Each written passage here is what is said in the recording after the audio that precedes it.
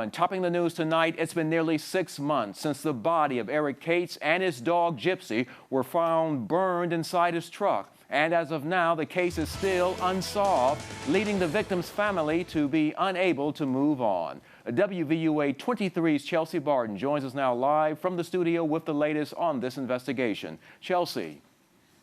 The reward for substantial information on what happened to Eric Cates and his pet Gypsy has been increased from $5,000 to $25,000.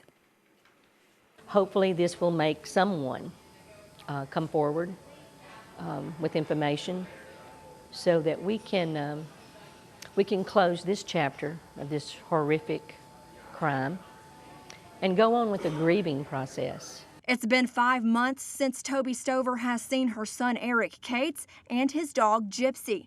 She says not knowing who ended their lives gets harder every day. It's hard enough having to bury your son, his burned body, and his dog, Gypsy. It's not like losing a child in a wreck. You know what happened.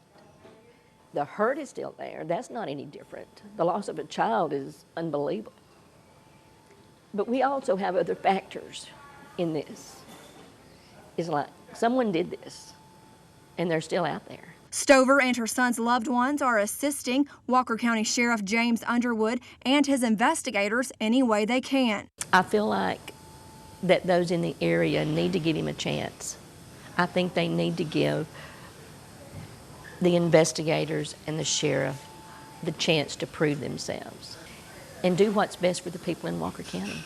Sheriff Underwood sat down with us today, sharing some new leads in the case. There was a knife sent to forensics for examination. I don't know that this knife was the cause of death.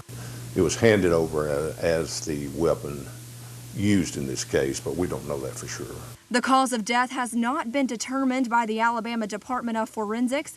Until then, Stover is still praying for answers and justice for Eric and Gypsy. Eric and Gypsy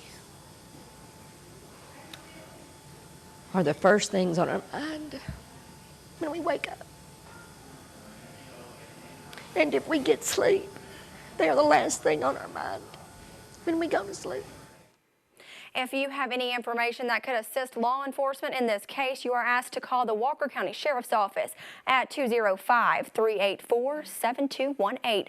Live in the studio tonight, I'm Chelsea Barton, WVUA 23 News.